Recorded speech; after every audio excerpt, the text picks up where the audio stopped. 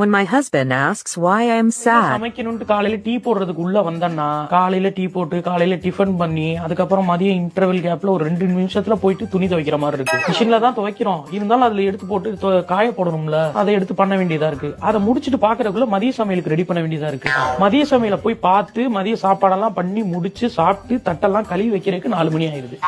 சரின்ட்டு உட்காரலான்னு பார்த்தா அதுக்குள்ள அடுத்து 5 மணிக்கு டீ போடணும், காஃபி போடணும்னு அந்த இது வந்துருது. சரி காஃபியை போட்டு உட்காந்து ஏதோ ஸ்நாக்ஸ் பண்ணி கொடுத்தோம்னா அதுக்கப்புறம் அந்த ஒரு 3 மணி நேரம் ஏதாவது சீரியல் பார்க்கலாம்னு உட்காந்து அந்த மாதிரி இருந்தாதான் உண்டு. அந்த டைம்லயே நைட்டுக்கு என்ன சமைக்கலாம்னு ஒரே ஸ்ட்ரெஸ்ஸாவே இருக்கு.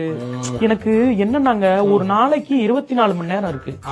அதுல நியர்லி ஒரு 14 ஹவர்ஸ் கிட்ட எனக்கு வந்து சமையல் கட்டிலே போற மாதிரி தோணுதுங்க. சமையல் கட்டில தான் போகுது. சரி சரி, இப்படியே போச்சுன்னா அப்ப நம்ம எதுக்கு படிக்கணும்? அப்ப நம்ம ஒரு இடத்துல வேலை எல்லாம் பார்த்தேன் நான் கல்யாணத்துக்கு முன்னாடி.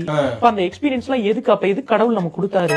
இப்ப ஏதோ ஒண்ணு விட்டுட்டு நம்ம இங்க இருக்கமா, சரி அப்ப நம்ம வேலைக்கு போயிடலாமா அப்படின்னு தோணுதுங்க. வேலைக்கு போற தோணுச்சுன்னா போமா, வேலைக்கு போலான்னு தோணுது. ஆனா போனா பாப்பாவை யாரு பாத்துப்பா அப்படின்னு அது ஒரு ஸ்ட்ரெஸ்ஸாவே இருக்கு. ஏதோ தப்பு பண்றோமோ ஒரு கில்ட் ஃபீலாவே இருக்கு. என்னங்க பண்றது?